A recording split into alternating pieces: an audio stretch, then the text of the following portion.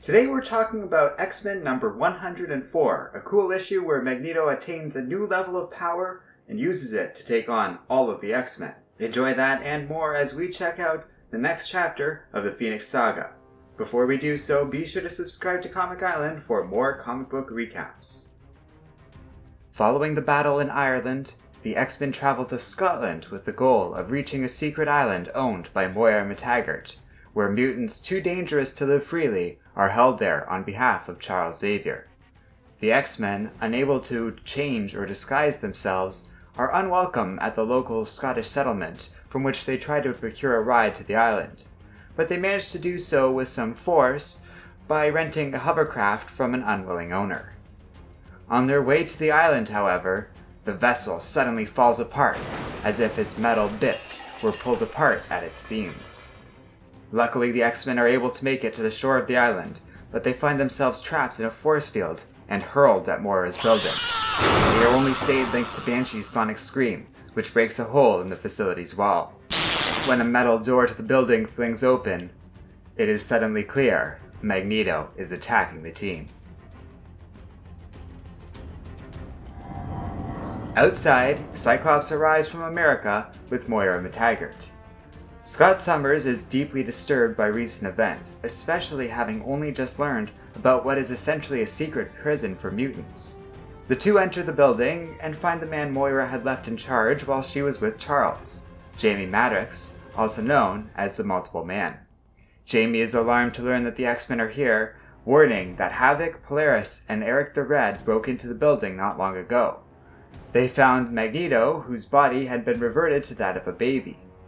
The villainous Eric the Red then aged Magneto to the peak of his power, and now combined with his decades of experience using said power, it has left the Master of Magnetism stronger than ever. Wanting revenge against Charles for holding him while he was stuck in the body of a baby, he entered into an alliance with Eric the Red. Now using his powers, he easily discards of Colossus and Wolverine, throwing Peter so far the metallic man lands in the ocean, and is forced to walk back to shore. Magneto is so strong now he can deflect Storm's lightning back to her, and detects a disturbance in the atmosphere at a location where Nightcrawler is about to teleport to. Thus he is able to hit the young man mere moments after Kurt appears. Only Banshee is left standing until Magneto summons enough metallic residue in the air to completely encase the final X-Men. Triumphant, Magneto notes this new team of X-Men was much stronger than the older one, and yet they were still no match for his new body. Suddenly, Cyclops strikes out, stunning an unwary Magneto who was unable to properly shield himself, allowing Summers to save the entire team.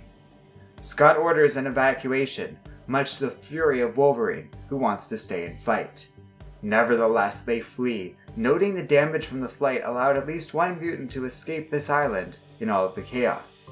Magneto leaves too, feeling victorious, and failing to notice a sign that warns of another escapee, dubbed Mutant X.